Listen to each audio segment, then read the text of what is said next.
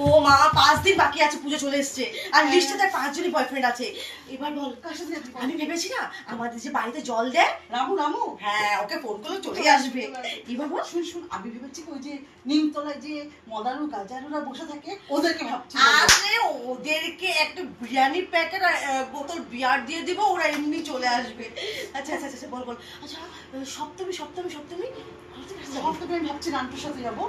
এই বাবা যা নাক থেকে সর্দি পড়ে তো কি হয়েছে, জ্যান্ত চলবে। এবার না অষ্টমীতে না শাড়ি পরবো বল, এবার পাঞ্জাবি পরা একটা বয়ফ্রেন্ড চাই। আর শুন আমাদের অঙ্ক স্যারকে বলবো। বুড়ো তো কি হয়েছে, ওই যে কি জানি বলে সুগার ডে। চলবে। আরে এবার হলো নবমীতে নৃত্য করবো বল। আমার কাছে সেটা মেয়ে আছে। মেয়ে চলবে। ঠিক আছে এবার চলবে চল। এবার দুতলাকে বলবি? দুতলাকে আমি এবার পয়সা দিইনি, দুতলার পয়সা, আর আমার পকেটে পয়সা নেই। ফেসবুক ইনস্টাগ্রাম দেখ। 10 টাকা ফেসবুক ইনস্টাগ্রাম দেখ।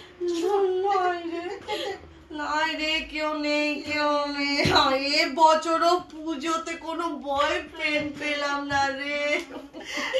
অন্তত এক বছর একটা বয়ফ্রেন্ড দাও রে ঠাকুর, মুখ তুলে দেখো। পুজোর পরে আল্লাহ